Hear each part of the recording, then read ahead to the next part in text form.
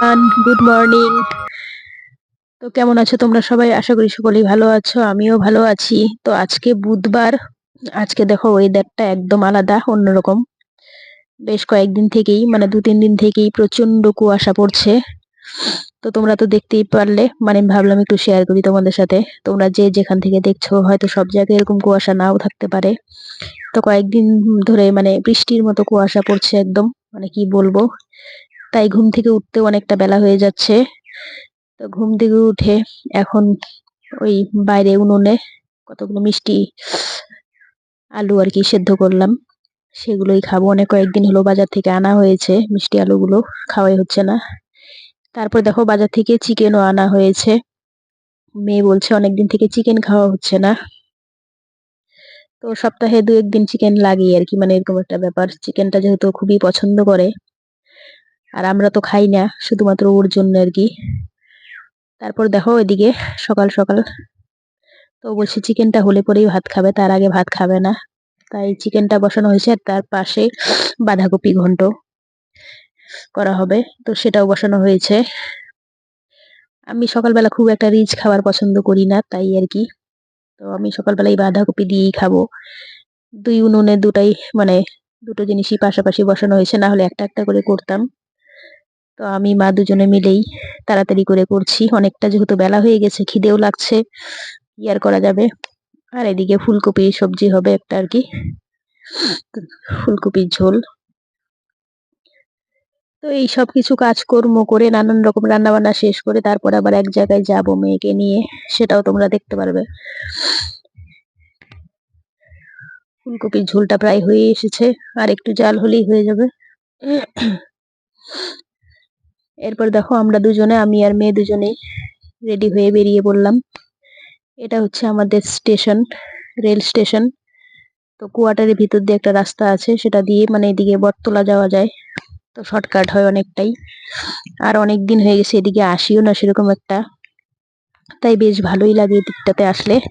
আর এতটা বেলা হয়ে গেছে তবুও দেখতে পাচ্ছ কতটা কুয়াশা কুয়াশা, মেঘলা আকাশ দেখাই যাচ্ছে, এখনো রোদ ওঠেনি। আর এই জায়গাটা নামতে খুব একটা অসুবিধা হয়, মানে এতটা উঁচু থেকে নিচুতে নামতে খুবই অসুবিধা হচ্ছিল। তো যাই হোক, এই যে দেখতে পাচ্ছ আমাদের হাই স্কুল। এখানে আজকে মানে গার্লস স্কুলের স্পোর্টস হচ্ছে, তো সেটা এখান থেকেই দেখা যাচ্ছিল। কাছে গেলে আরো ভালো করে তোমাদেরকে দেখাতে পারতাম, যেহেতু কাছে খুব একটা যাইনি। বটতলায় সব কাজকর্ম সেরে বাড়িতে চলে এসেছি। এরপর দেখো অনেকটাই বেলা হয়ে গেছে, ভাবছি এই ঠান্ডা ওয়েদারে গরম গরম কিছু পকোড়া মানে খেলে ভালোই হয় আর কি, মনটা চাইছিল। তাই এই সময় বাজারে গেলে তো আর পকোড়া পাওয়া যাবে না সন্ধ্যের আগে। তাই বাড়িতেই পেঁয়াজ লঙ্কা কেটে, ঘরে কিছুটা বেসন ছিল, বেসন আর চালের গুঁড়ো মিক্সড করে পকোড়ার জন্য রেডি করছি। এর আগে বেগুন দিয়ে বানিয়েছিলাম, কিন্তু খুব একটা ভালো লাগেনি। তাই আজকে অন্যভাবে, দোকানে যেসব মানে ওই পেঁয়াজি ভাজে সেই রকম ভাবে করব, দেখা যাক কতটা টেস্ট হয়। আসলে আমরা যখন ছোট ছিলাম তখন এইসব বাজারে যে দোকানগুলো হয় খুবই পরিমাণে পেঁয়াজি বিক্রি করতো আর কি। তখন তো এইসব এত আধুনিক খাবার ছিল না, যেমন বিরিয়ানি মোমো এইসব আমাদের বাজারে, লোকাল বাজারে আর কি পাওয়াই যেত না।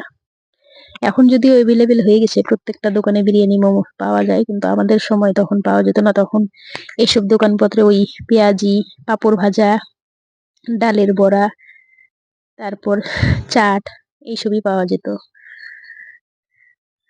তাই আজকে ভাবলাম কয়েকটা পেঁয়াজি করি, তো সেগুলোই করছিলাম।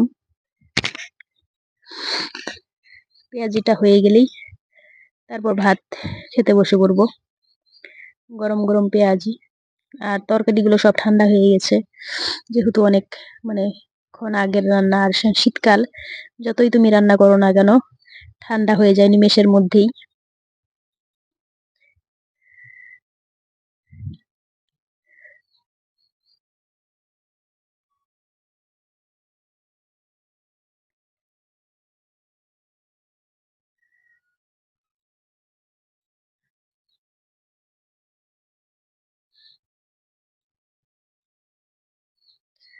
তো তো দেখো বড়াগুলো কত সুন্দর লাগছে দেখতে, একদম লাল করে ভেজেছি আর কি, একদম লাল টকটক করছে,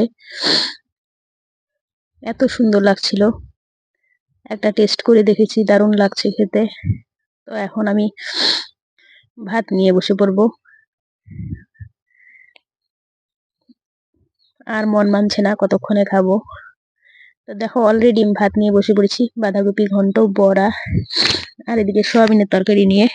এগুলো দিয়ে আগে খাই, তারপর বাদ বাকি আস্তে আস্তে সবকিছু খাওয়া দাওয়া হবে।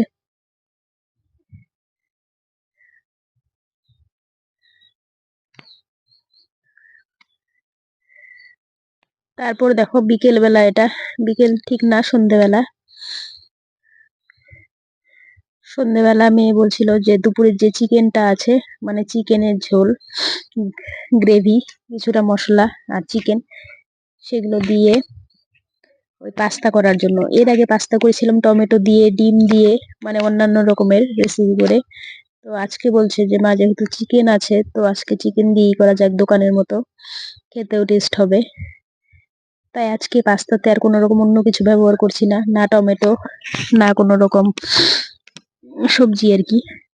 তো আজকে শুধু হবে ওই চিকেনের গ্রেভিটা দিয়ে করা হবে। আর চিকেন গুলোকে খুব ছোট ছোট করে কেটে নেওয়া হয়েছে, মানে ভেঙে নেওয়া হয়েছে আর কি। তো সেটা দিয়েই করছি। তো বেশ ভালোই লাগবে, যেহেতু চিকেনে সব রকম মশলা থাকে। তো ভিডিওটা আজকে এ পর্যন্তই, ভালো লাগলে লাইক করে দেবেন।